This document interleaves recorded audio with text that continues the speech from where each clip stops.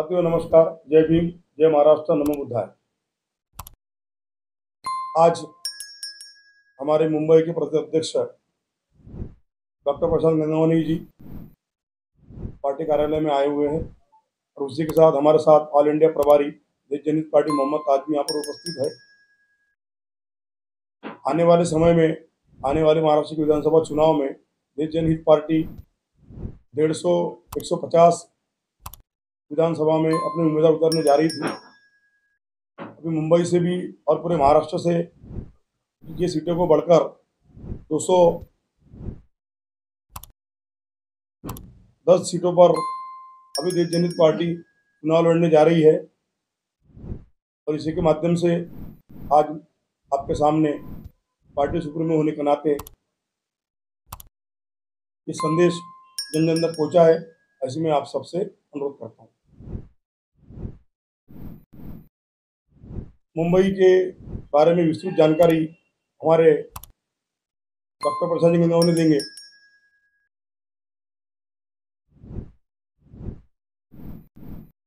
मुंबई में सबसे पहले मैं आपका सबका धन्यवाद अदा करता हूं। मुंबईमध्ये सर्वसाधारणपणे 36 विधानसभा मतदारसंघ आहेत। त्यापैकी देश जनहित पार्टी 15 ते 20 मतदारसंघामध्ये आम्ही इलेक्शन आमचे उमेदवार त्या ठिकाणी उभे करणार आहोत। त्याची तयारी बऱ्यापैकी झालेली आहे आणि ही 15 ते 20 जो आकडा आहे तो पुढे वाढण्याची शक्यता आहे। आमचा असा प्रयत्न राहील की कुलाव्यापासून ते मुलुंडपर्यंत सर्वच 36च्या 36 ज्या जागा आहेत त्या ठिकाणी आम्ही उमेदवार देण्याचा देश जनहित पार्टीतर्फे आम्ही विचार करणार आहोत आणि तशा पद्धतीने आम्ही उमेदवार देत आहोत। याबद्दल आपले काही प्रश्न असतील तर आपण मुंबईचे अनेक प्रश्न आहेत आणि मुंबईकरांना हे कळून चुकलेलं आहे की ह्या जे काही प्रस्तावित पक्ष आहेत ते फक्त आपले स्वतःचं राजकारण करण्यामध्ये आणि स्वतःची गणितं मांडण्यामध्ये त्यांना इंटरेस्ट आहे। मुंबईच्या सर्वसामान्य लोकांकडे लक्ष द्यायला त्यांना वेळ नाही। आता मुंबईचे प्रश्न एवढे गंभीर झालेले आहेत, ट्रॅफिकचा मुद्दा गंभीर आहे। घरातून निघालं तर 1.5-2 तास ट्रॅफिकमध्ये लागतात, अगदी जवळच्या अंतरावर सुद्धा। त्या ठिकाणी मुंबईमध्ये पाण्याचा प्रश्न आहे, मुंबईमध्ये हवेचा प्रश्न आहे, सगळ्यात महत्त्वाचा म्हणजे प्रदूषणाचा प्रश्न आहे आणि याच प्रकारे मुंबईचा रोजगार कमी होतोय। आपल्याला माहिती आहे की बरेचसे रोजगार जे आहेत ते गुजरातकडे स्थलांतरित होत आहेत आणि त्यामुळे मुंबईचा सर्वसामान्य मुंबईकर त्रस्त झालेला आहे की आम्ही आता रोजगारासाठी जायचं कुठे। आणि त्यामुळे आता मुंबईकरांना खऱ्या अर्थाने आता नवीन पक्षाची गरज आहे, नवीन विचारांची गरज आहे। आपल्याला माहिती असेल मागच्या 2 वर्षापासून मुंबईसारख्या इतक्या महत्त्वाच्या आणि मोठ्या शहराला, मुंबईप्रमाणे इतर अनेक शहरांना सुद्धा नगरसेवक नाहीयेत, त्या ठिकाणी निवडणुका घेतल्या जात नाहीत। त्याचं कारण असं आहे की महानगरपालिकांमध्ये निवडणूक घेतल्या तर आता सरकार ज्यांची आहे त्यांना असं वाटतंय की सगळं आमच्या विरोधात जाईल आणि आम्ही सत्तेतून बाहेर फेकले जाऊ, कारण जनमत त्यांच्या विरोधात आहे। आमचं देश जनहित पार्टीच्या वतीने त्यांना ओपन चॅलेंज आहे की त्यांनी त्वरित इलेक्शन घेऊन दाखवाव्यात आणि त्यांनी केलेली कार्य जनतेसमोर मांडावी। जर त्यांना वाटत असेल की आम्ही इलेक्शन किंवा ह्या निवडणुका जिंकू शकतो असा त्यांच्याकडे खरोखर विश्वास असेल आणि मतं विकत घेऊन जे काय सत्तेवर येतात अशा सर्वांना आमचं आव्हान आहे, सर्वांना आमचे ओपन चॅलेंज आहे की तुम्ही लवकरात लवकर निवडणुका घेऊन दाखवा। महाराष्ट्र में मन से राज ठाकरे पहले महायुति से गठबंधन करने वाले थे, अब वे खुद अपने उम्मीदवार वहां मुंबई में उतारने वाले हैं। ऐसे में आपका उनके अगेंस्ट में या राष्ट्रवादी कांग्रेस पार्टी के जो लीडर है अजित दादा पवार, उनके अगेंस्ट में आपका एजेंडा क्या रहेगा वहां पे? सबसे पहले मैं आपको एक बता दूं कि राज ठाकरे जी और अजित पवार जी इनकी कोई विचारधारा नहीं है और ये अब तक स्पष्ट हो चुका है। राज ठाकरे जी हर दिन उनका जो मतलब ऐसा बोलते हो दोपहर को उठते और उसके बाद उठने के बाद पता चलता है आज का व्यू क्या होगा, मतलब सुबह तक लोगों को पता नहीं रहता कि राज ठाकरे कौन से डायरेक्शन जाने वाले। तो ये अभी मुंबईकर को पता चला है और राज ठाकरे जी के ऊपर किसी का भरोसा नहीं है। रही बात अजित पवार जी के, तो मुंबई में उनका कुछ काम नहीं है। मुंबई में जो 36 एमएलए है उनमें से 30 एमएलए जो शिवसेना बीजेपी के चुन के आए थे जो अभी एक दूसरे के खिलाफ खड़े हैं। 5 एमएलए जो है कांग्रेस राष्ट्रवादी के थे जो कई जगह पे है और एक समाजवादी पार्टी के उम्मीदवार थे। तो इन सब चीजों में ये दोनों नाम आप जो ले रहे हैं अजित पवार जी और राज ठाकरे जी, इनका मुंबई में कुछ अस्तित्व नहीं है ऐसा मैं मानता हूँ। महिलाओं के सशक्तिकरण की बात मोदी जी करते हैं और उप मुख्यमंत्री अजित पवार ने हाल ही में एक प्रोग्राम लॉन्च किया वन कॉल प्रॉब्लम सॉल्व, जो पंच शक्ति के नाम से जाना जाएगा, वो महिलाओं को संरक्षण देगा, ऐसा उप मुख्यमंत्री जी का कहना है। इसको आप कैसे देखते हैं? हमारे मुंबई के बाजू में बदलापुर जो है, वहाँ की घटना है, अक्षय शिंदे का नाम उसमें आया था और वहाँ पे आपको पता है उनका एनकाउंटर हो चुका है।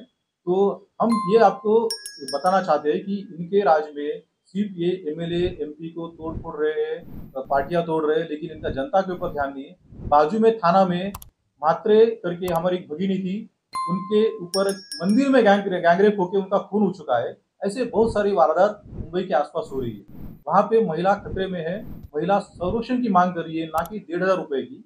और 1,500 रुपए आज के दिनों में पूरे महीने के लिए कोई मायने नहीं रखता। मुंबई जैसे शहर में 1,500 रुपए लेके आप सुबह घूमने चले गए या किसी काम से चले गए, तो आपको एक दिन में या 2 दिन में 1,500 खत्म हो जाएंगे।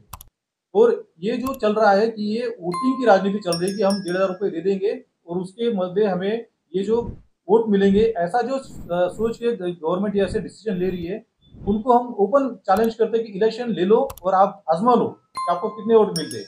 जनता उनसे उबक चुकी है।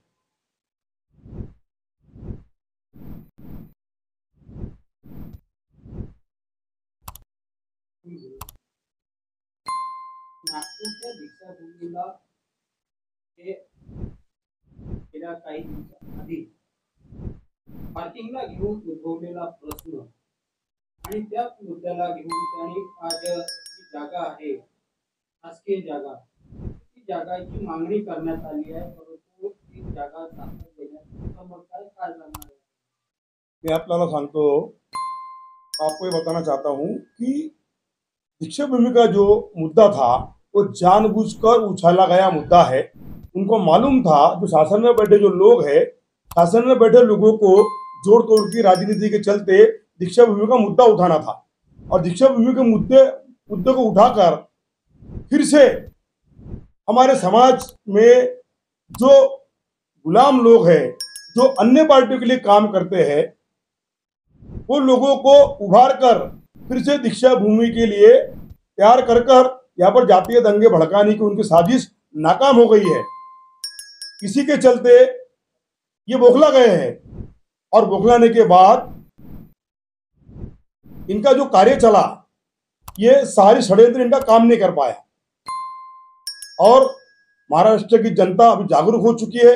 नागपुर की जनता भी, अपने विदर्भ की जनता भी बहुत सारी जागरूक है। जागरूक जनता ने ये हादसा होने से बचा लिया। तो कोई मुद्दा था ही नहीं, दीक्षाभूमि की ईंट भी कोई हिला सकता नहीं था। जानबूझकर मुद्दे को भड़काने के लिए, जनता में आक्रोश फैलाने के लिए ये सारी घटना को अंजाम दिया है, ऐसा हमारा मानना है।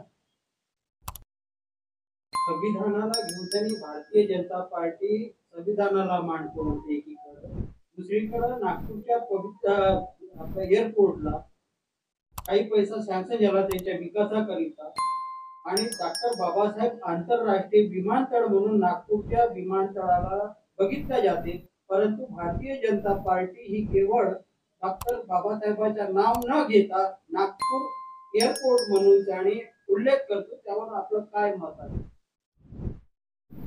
या भारतामध्ये, इस भारत में, महाराष्ट्र में जितने भी पार्टियां बाबा साहब के नाम को लेकर चल रही है, ये सारी एंटी आम्बेडकर राइट विरोधी पार्टियां है। बाबा जब भी इलेक्शन आते हैं, संविधान को बचाने का एक लक्ष्य लाते हैं। संविधान को कोई खत्म कर नहीं सकता,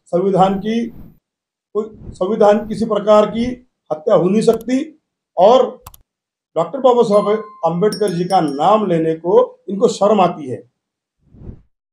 सत्ताधारी लोगों को हो या फिर विपक्ष में बैठे लोगों को हो, इनको शर्म आती है कि बाबा साहब का नाम लेने में, और इनको अच्छा लगता नहीं। इसलिए इतना अच्छा नाम है, डॉक्टर बाबा साहब अम्बेडकर अंतर्राष्ट्रीय विमानतल का नाम नहीं लेते, ये नागपुर विमानतल बोलते, जानबूझकर बोलते हैं। तो मैं अम्बेडकरी जनता को बताना चाहता हूं कि आने वाले समय में विधानसभा चुनाव है, अभी हमें सोचने की बारी है और अपने मताधिकार का उपयोग करने की बारी है। मैं आम जनता से अपील करता हूं, महाराष्ट्र की जनता से अपील करता हूं कि आने वाले समय में देश जनहित पार्टी के पक्ष में मतदान करे और देश जनहित पार्टी को भारी बहुमत से जिताए। आपल्याला हे म्हणायचे आहे की भारतीय जनता पार्टीला बाबासाहेबांच्या नावाची 200%. भारतीय जनता पार्टी असो, काँग्रेस असो, वंचित बहुजन आघाडी असो, बीएसपी असो, हे जेवढी पक्ष आहेत हे बाबासाहेबांचे विरोधक आहेत.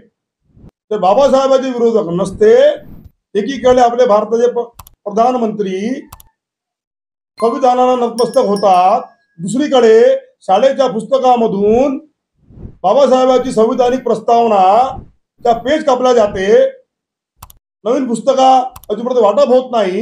याचाच अर्थ असा आहे की बाबासाहेबांचे विरोधक लोक आहेत, जे आपल्या जनतेने समजलं पाहिजे बाबासाहेबांचा विरोध करणाऱ्या लोकांचा आता 2019 मध्ये यांनी विरोध केला पाहिजे, असं माझं मत आहे. मैं महाराष्ट्र की आम जनता से और मतदाताओं से विनती करता हूं कि आने वाले 2024 विधानसभा चुनाव में देश जनहित पार्टी के पक्ष में मतदान करें और देश जनहित पार्टी को वोट करें.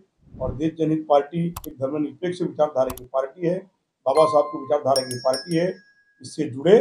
धन्यवाद.